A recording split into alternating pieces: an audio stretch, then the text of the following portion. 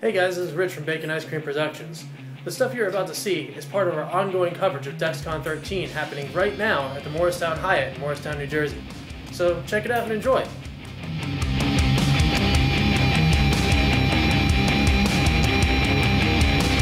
Hi everyone, it's Diabolik with Bacon Ice Cream Productions. I'm here with Dave Simpson. We are at DexCon 13. I'm still fucking that up. Damn it. Vinny messed me up in opening ceremonies. So yeah, we know Dave. Dave's been a staple of the double exposure convention coverage.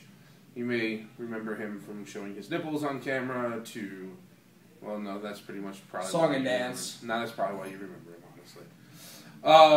But he's been developing games. We've talked about them a couple times. We talked about Blood and Leather. I know Rich and I had play tested it with him 2 or 3 events ago. Mm-hmm. And I know he's been focusing a lot on a couple other projects as well. So I want to give him the opportunity to talk about them. I know we've got a board here, which...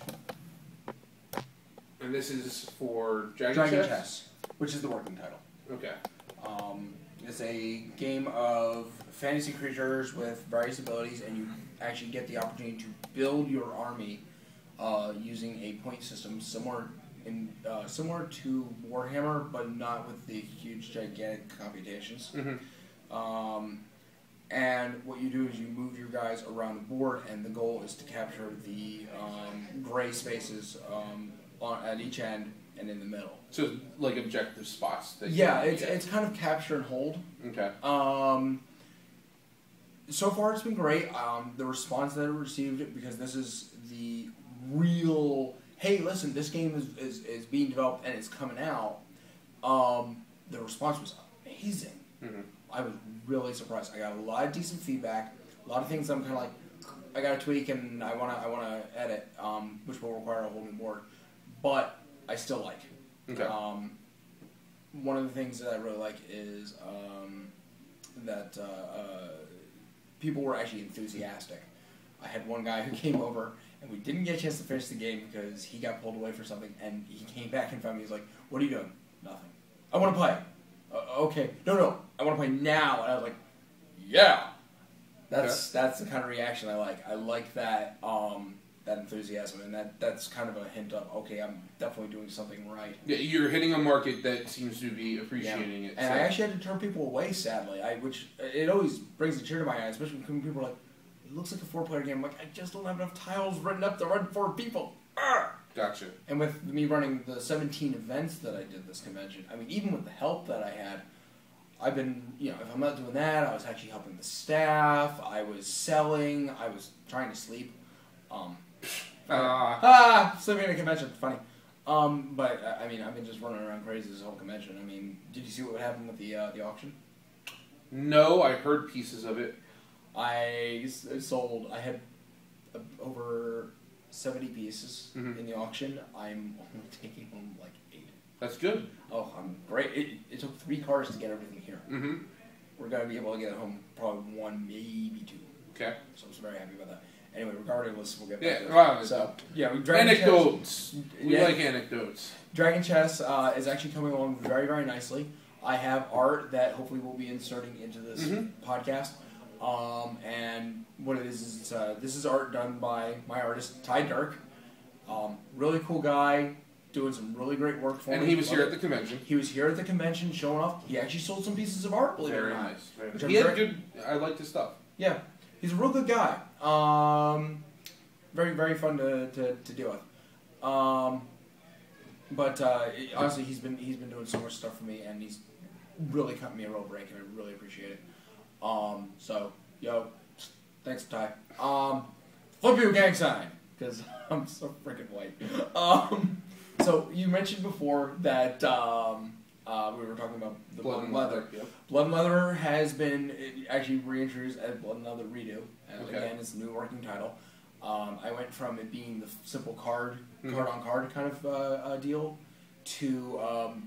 it's now using a mechanic that is reminiscent of Wings of War. Okay. I don't know if you ever... Yes. Okay. For those who don't know, Wings of War is a case of each side places 3 cards down, and everything is done simultaneously. It's the same mechanic. It's got some tweak that needs to be done. I just got to figure out how to do it. Where you have cards and you're selecting what you want to do Right. over the next 3 instances, and then you both flip and go, okay, what just happened, and resolve from there. Exactly. Right. And it came out well. It's just there's some definite nuances that definitely need work. Why did you decide to switch the mechanic over? I know you didn't want to mention, but Bucephalus Games, I actually submitted it to them, and their president was like, it's good, the mechanics are sound, and they're solid, and I like that, but the game doesn't, and I'm quoting here, it doesn't get me there. Okay. And I can respect that. I can respect it being like... They want something with a hook to make people go, that's something... It's not even the hook, he just didn't feel like boxing to him. He actually told me, it feels like you're just playing cards. And I said, okay, that I can understand. And yeah, it was starting to kind of nag at me a little bit too. So, why don't we actually break it down to the ground level? I kept all the original art done by Jay Libby. Again, Jay Libby. I talk about Jay Libby a little. I want a little thing that at the bottom is so white. Yeah, that'd be pretty hysterical. But yeah, Jay Libby's doing some good stuff for me too. He's a great guy. Actually, he's an amazing guy. I really love him. Anyway, I decided I'd break it all the way down to the ground level because, yeah, I could try and alter the rules, but I can only alter them so far the way they were. So I said, okay, why don't I just say, that was then, this is what I want to do now, and see how that works. Were you showing off redo here? I did show off redo, and I will say that one of the things that nagged at me, and I don't even know why I did it, because when I was actually doing the design, I even said this is stupid, is I had little counters for all the fatigue, because I'm using a fatigue system now. I have a bleeding system and a fatigue system. Both of them require these little dot counters.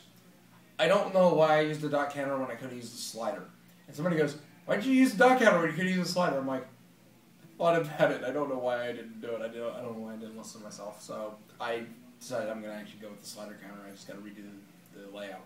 Which is, it's a minor thing, but when you're dealing with everything on these tiny little card stuff, and literally each token is less than a quarter of an inch in diameter. They were... You go, achoo! Everything's everywhere, and it's just not worth it. They were smaller than Tic Tacs. They were. Yeah. They really are. And the problem is they act like a little airfoil, so any little grazing, there you go. Or you even like brush them by accident, they stick to your fingers. So the slider, I think, is going to be a better way to go. At least, if nothing else, until I can get my hands on like cardboard stock, actual like real cardboard. Now, you also were working on, I don't know if it's still something you're working on, Rampaging Titans. Oh, yeah, I did actually show that off. Thank you, I totally forgot. That's cool. Rampaging Titan, yeah. Rampaging Titan, actually more art by Ty Dirk. We had a real good success with that, especially considering I actually have little standing houses now. Okay. Granted, they're not really 100% authentic, but they're good.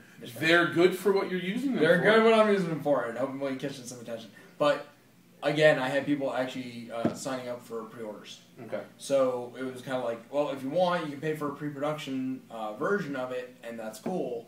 But I'm letting you know, I don't have like in a box and everything else to sell it in. So I think honestly, maybe it's time that I start looking at it that way and start actually getting to work on that.